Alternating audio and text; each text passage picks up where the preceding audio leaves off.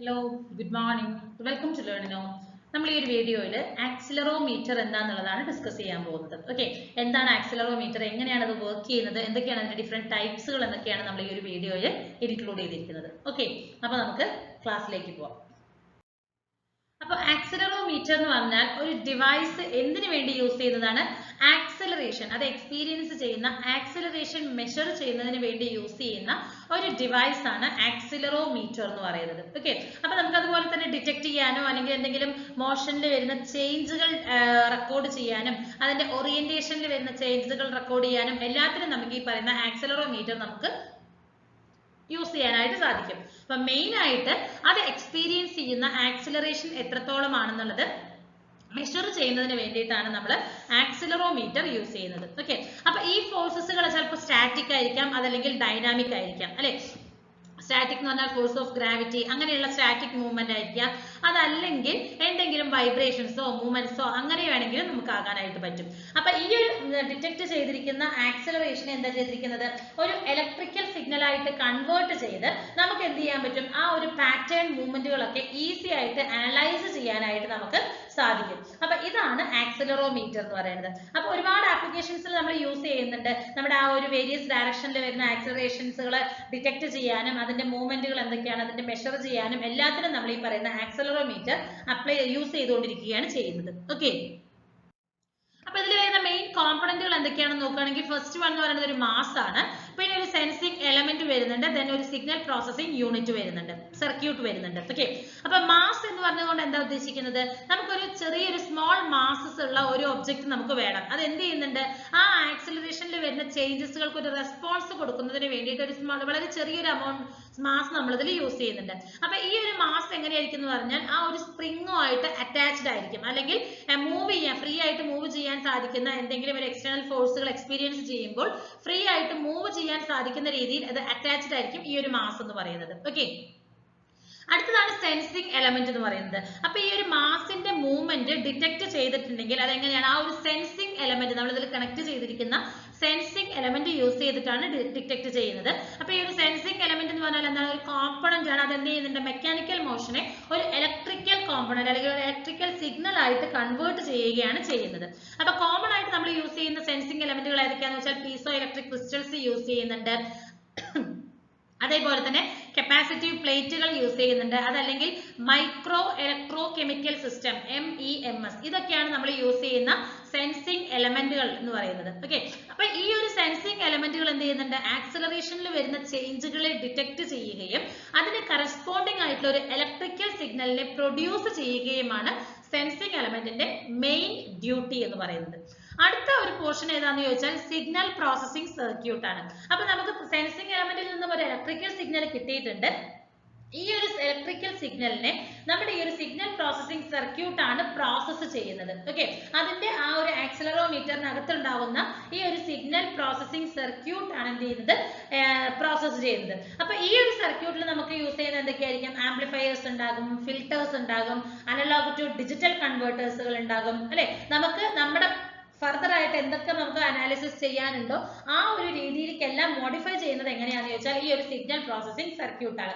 ഇപ്പൊ നമുക്ക് കിട്ടുന്ന ഇലക്ട്രിക്കൽ സിഗ്നൽ എന്ന് പറയുന്നത് വളരെ മില്ലി വോൾട്ടിലാണെങ്കിൽ നമുക്കത് വീണ്ടും അനലൈസ് ചെയ്യാനായിട്ട് നമുക്ക് വളരെ ഡിഫിക്കൽട്ട് ആണ്. സോ അതിനെ നമ്മൾ ആംപ്ലിഫൈ ചെയ്ത് അതിൽ എന്തെങ്കിലും നോയ്സസുകൾ ഉണ്ടെങ്കിൽ അതിനെ ഫിൽറ്റർ ചെയ്ത് ഇനി നമുക്കൊരു ഡിജിറ്റൽ വാല്യൂസ് ആണ് നമുക്കത് വേണ്ടതെങ്കിൽ അതിനെ അനലോഗ് ടു ഡിജിറ്റൽ കൺവേർട്ടറിലൂടെ പാസ് ചെയ്ത് ഒരു ഡിജിറ്റൽ സിഗ്നൽ ആയിട്ട് നമുക്ക് കൺവേർട്ട് ചെയ്യാനെല്ലാം തന്നെ ഈ ഒരു സിഗ്നൽ പ്രോസസിംഗ് സർക്യൂട്ട് നമുക്ക് വളരെ യൂസ്ഫുൾ ആണ്. ഓക്കെ, അപ്പൊ ഇതൊക്കെയാണ് മേജർ ആയിട്ട് വരുന്ന കോമ്പണന്റ് എന്ന് പറയുന്നത് ഒരു ആക്സിലറോമീറ്ററിന്റെ. ഇനി ഇത് എങ്ങനെ വർക്ക് ചെയ്യുന്നതെന്ന് ചോദിച്ചിട്ടുണ്ടെങ്കിൽ ആക്സിലറോമീറ്റർ നമുക്ക് എന്ത് ചെയ്യാണ്, ആക്സിലറേഷൻ ഫോഴ്സസ് ഒക്കെ നമുക്ക് സ്റ്റാറ്റിക്കോ അല്ലെങ്കിൽ ഡൈനാമിക് ആയിട്ടുള്ളതൊക്കെ നമുക്ക് ഡിറ്റക്ട് ചെയ്യാൻ വേണ്ടിയിട്ടാണ് നമ്മൾ യൂസ് ചെയ്യുന്നത്. അപ്പൊ ഈ ഒരു കോർ കോമ്പണന്റ് എന്ന് പറയുന്നത് ആ ഒരു സെയ്സ്മിക് മാസ് ആണ്. അതിന് നമുക്ക് പ്രൂഫ് മാസ്, നമ്മൾ തൊട്ട് പ്രീവിയസ് ആയിട്ട് പറഞ്ഞു കോമ്പണന്റിന്റെ ഇമ്പോർട്ടന്റ് കോമ്പണന്റ് എന്ന് പറയുന്നത് മാസ് ആണ്. അപ്പൊ അതൊരു പ്രൂഫ് മാസ് എന്നുള്ള രീതിയിലാണ് പറഞ്ഞിരിക്കുന്നത്. അത് ആ ഒരു സസ്പെൻഷൻ സിസ്റ്റമായിട്ട് അറ്റാച്ച്ഡ് ആണ്. അപ്പൊ ഈ ഡിവൈസ് ആക്സിലറേറ്റ് ആകുമ്പോൾ ഈ മാസ് എന്ത് ചെയ്യുന്നുണ്ട്, ഡിസ്പ്ലേസ് ആവുകയാണ്, ആ ഒരു ഫ്രെയിമിൽ നിന്നും ഡിസ്പ്ലേസ് ആവുകയാണ്, ആ ഒരു ഇനേഷ്യ കാരണം ഒരു ഫ്രെയിമിൽ നിന്നും ഡിസ്പ്ലേസ് ആവുകയാണ്. അപ്പൊ ഈ ഒരു ഡിസ്പ്ലേസ്മെന്റിനെ ആ ഒരു സെൻസിങ് എലമെന്റ് ഡിറ്റക്ട് ചെയ്യുകയും അതിനെ എന്ത് ചെയ്യുന്നുണ്ട്, അതിന്റെ ഇലക്ട്രിക്കൽ സിഗ്നൽ ആയിട്ട് കൺവേർട്ട് ചെയ്യുകയാണ് അല്ലെ. നമ്മൾ ഏത് ആക്സിലറോമീറ്റർ ആക്സിലറോമീറ്റർ ആണോ നമ്മൾ യൂസ് ചെയ്യുന്നത് അതിനനുസരിച്ചുള്ള ഒരു ഡിറ്റക്ഷനും അതുപോലെ ഒരു കൺവേർഷനും അവിടെ നടക്കുകയും അതിനുശേഷം എന്ത് ചെയ്യുന്നുണ്ട്, ഈ പറയുന്നതിനെ നമ്മളൊരു സിഗ്നൽ പ്രോസസ്സിംഗ് സർക്യൂട്ടിലേക്ക് പാസ് ചെയ്യും. അവിടെ ഈ ഒരു ആംപ്ലിഫിക്കേഷൻ, ഫിൽറ്ററിംഗ് അതെല്ലാം ചെയ്ത് നമുക്കൊരു ഫൈനൽ ഔട്ട്പുട്ട് ആയിട്ട് നമുക്ക് കിട്ടുകയും ചെയ്യുന്നുണ്ട്. ഇങ്ങനെയാണ് ഒരു ആക്സിലറോമീറ്റർ വർക്ക് ചെയ്യുന്നത്. ഓക്കെ,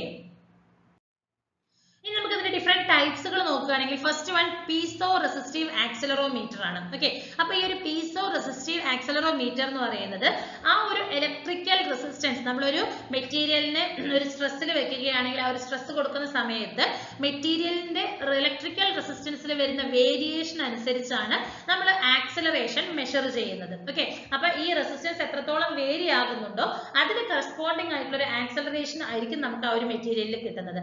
അതുകൊണ്ടാണ് ഇതിനെ പീസോ റെസിസ്റ്റീവ് ആക്സിലറോമീറ്റർ എന്ന് പറയുന്നത്. ഓക്കെ, അതേപോലെ തന്നെ ഇതിനെ നമ്മളൊരു മൈക്രോ ഇലക്ട്രോ കെമിക്കൽ സിസ്റ്റവുമായിട്ട് ഇന്റഗ്രേറ്റ് ചെയ്തിട്ടുണ്ട്. അതായത് മൈക്രോ ഇലക്ട്രോ കെമിക്കൽ സിസ്റ്റം എന്ന് പറഞ്ഞാൽ നമുക്കറിയാം it is A sensing element ആണ് അല്ലെ, അതുമായിട്ട് ഇന്റഗ്രേറ്റ് ചെയ്തിട്ട് അപ്പൊ നമുക്ക് കിട്ടുന്ന ഈ ചേഞ്ചുകൾ എന്താവുകയാണ് ചെയ്യുന്നത്, it converting in to an electrical signal. അപ്പൊ ഈ ഒരു ടെക്നോളജി നമ്മൾ കൂടുതലായിട്ട് യൂസ് ചെയ്യുന്ന ഒരു ഓട്ടോമേറ്റീവ് സേഫ്റ്റി അല്ലെങ്കിൽ ഒരു കൺസ്യൂമർ ഇലക്ട്രോണിക്സുകളിലേക്കാണ് നമ്മൾ കൂടുതലായിട്ട് ഇതിനെ അപ്ലൈ ചെയ്തുകൊണ്ടിരിക്കുന്നത്.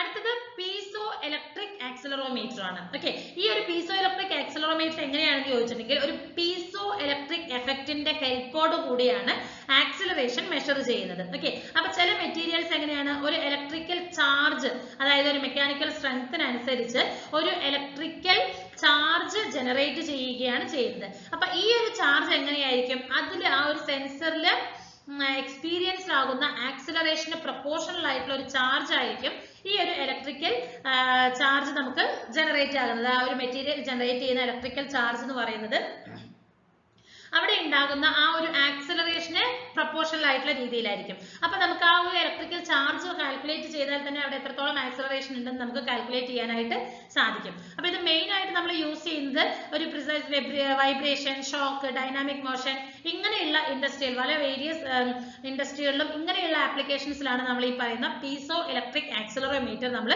ഇംപ്ലിമെന്റ് ചെയ്യാറുള്ളത്. ഓക്കെ, അടുത്തത് കപ്പാസിറ്റീവ് ആക്സിലറോമീറ്റർ ആണ്. ഈ കപ്പാസിറ്റീവ് ആക്സിലറോമീറ്റർ എങ്ങനെയാണ് നമ്മൾ യൂസ് ചെയ്യുന്നതെന്ന് ചോദിച്ചിട്ടുണ്ടെങ്കിൽ ആ ഒരു micro electro chemical system use ചെയ്ത് അതിലുണ്ടാകുന്ന കപ്പാസിറ്റൻസിന്റെ ചേഞ്ചസിനനുസരിച്ചാണ് നമുക്ക് ആക്സിലറേഷന്റെ മെഷർമെന്റ് നടത്തുന്നത്. ഓക്കെ, അപ്പൊ ഒരു ആക്സിലറോമീറ്ററിന്റെ ഇന്റേണൽ സ്ട്രക്ചറിൽ അതൊരു അണ്ടർ ആക്സിലറേഷനിൽ മൂവ് ആകുമ്പോൾ ആ ഒരു മൈക്രോ സ്ട്രക്ചേഴ്സിൽ വരുന്ന ആ കപ്പാസിറ്റൻസിൽ എന്താകുന്നുണ്ട്, ഒരു ചേഞ്ച് വരുന്നുണ്ട് അല്ലെ. അപ്പൊ ആ ഒരു ചേഞ്ചിനനുസരിച്ചിട്ടായിരിക്കും നമുക്ക് ആക്സിലറോമീറ്ററിൽ അല്ലെങ്കിൽ ഒരു ആക്സിലറേഷൻ എത്രത്തോളം ആണെന്നുള്ളത് ഐഡന്റിഫൈ ചെയ്യാൻ പറ്റും. അപ്പൊ ആ ഒരു ചേഞ്ചിന് എന്ത് ചെയ്യുന്നുണ്ട്, ഒരു ഇലക്ട്രിക്കൽ സിഗ്നൽ ആയിട്ട് കൺവേർട്ട് ചെയ്യുകയാണ് ചെയ്യുന്നത്. അപ്പൊ ഈ ഡിവൈസ് കൂടുതലായിട്ട് നമ്മൾ കൺസ്യൂമർ ഇലക്ട്രോണിക്സിൽ യൂസ് ചെയ്യുന്നുണ്ട്, അതേപോലെ തന്നെ ഓട്ടോമോട്ടീവ് സിസ്റ്റത്തിൽ നമ്മൾ യൂസ് ചെയ്യുന്നുണ്ട്. പല ഇൻഡസ്ട്രിയൽ ആപ്ലിക്കേഷൻസിൽ നമ്മുടെ ആ ഒരു മോഷൻസുകളൊക്കെ സെൻസ് ചെയ്യാനും വൈബ്രേഷൻസ് ഒക്കെ അനലൈസ് ചെയ്യാനായിട്ട് നമ്മൾ കപ്പാസിറ്റീവ് ആക്സിലറോമീറ്റേഴ്സ് നമ്മൾ ഇംപ്ലിമെന്റ് ചെയ്യാറുണ്ട്. ഓക്കെ, അടുത്തൊരു ടൈപ്പാണ് ട്രയാക്സിയൽ ആക്സിലറോമീറ്റേഴ്സ് എന്ന് പറയുന്നത്. ഓക്കെ, അപ്പൊ ഈ ഒരു ട്രയാക്സിയൽ ആക്സിലറോമീറ്റർ എങ്ങനെയാണെന്ന് ചോദിച്ചിട്ടുണ്ടെങ്കിൽ ആക്സിലറേഷൻ ആ ഒരു 3 ഓർത്തോഗണൽ ആക്സിസ്, അതായത് ട്രൈ ആക്സിയൽ ആണ് അല്ലെ. അപ്പൊ 3 ഓർത്തോഗണൽ ആക്സിസിൽ വരുന്ന ചേഞ്ചസുകളുടെ ആ ഒരു ആക്സിലറേഷനിൽ വരുന്ന ചേഞ്ചസുകൾ സൈമൾട്ടേനിയസ് ആയിട്ട് മെഷർ ചെയ്യുകയാണ് ഈ ഒരു ട്രയാക്സിയൽ ആക്സിലറോമീറ്റേഴ്സ് ചെയ്യുന്നത്. ഓക്കെ, അപ്പൊ ഈ ഒരു കാപ്പബിലിറ്റി എന്ത് ചെയ്യുന്നു പറഞ്ഞാൽ ഒരു കോംപ്രിഹെൻസീവ് ആയിട്ടൊരു മോഷൻ ഡിറ്റക്ട് ചെയ്യാനായിട്ട് നമുക്ക് സാധിക്കുന്നുണ്ട്.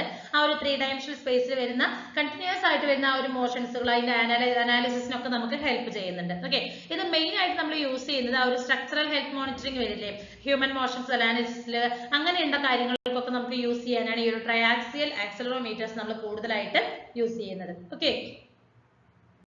അടുത്തതിന്റെ ആപ്ലിക്കേഷൻസ് നോക്കുകയാണെങ്കിൽ മെയിൻ ആയിട്ട് നമ്മൾ കൺസ്യൂമർ ഇലക്ട്രോണിക്സിലാണ് ഈ പറയുന്ന മെയിൻ ആയിട്ട് ഈ ഒരു ആക്സിലറോമീറ്റേഴ്സ് നമ്മൾ യൂസ് ചെയ്യുന്നത്. ഓക്കെ, അടുത്തത് ഓട്ടോമോട്ടീവ് സിസ്റ്റത്തിൽ യൂസ് ചെയ്യുന്നുണ്ട്, എയ്റോസ്പേസ് അതുപോലെ തന്നെ ഏവിയേഷനിൽ യൂസ് ചെയ്യുന്നുണ്ട്, ഇൻഡസ്ട്രിയൽ ആപ്ലിക്കേഷൻസിൽ, health care, building and structural monitoring അങ്ങനെ ഒരുപാട് ആപ്ലിക്കേഷൻസിൽ നമ്മൾ ഈ ഒരു ആക്സിലറേഷൻ എത്രയാണെന്നുള്ളത് മെഷർ ചെയ്യുന്നതിനും അനാലിസിസ് ചെയ്യുന്നതിനും എല്ലാം തന്നെ നമ്മൾ ആക്സിലറോമീറ്റർ കൂടുതലായിട്ട് യൂസ് ചെയ്യുന്നുണ്ട്. ഓക്കെ, അപ്പൊ ഇത്രയാണ് നമുക്ക് ആക്സിലറോമീറ്റർ എന്നുള്ള ഒരു ടോപ്പിക്കിനെ കുറിച്ച് നമുക്ക് ഡിസ്കസ് ചെയ്യാനുള്ളത്.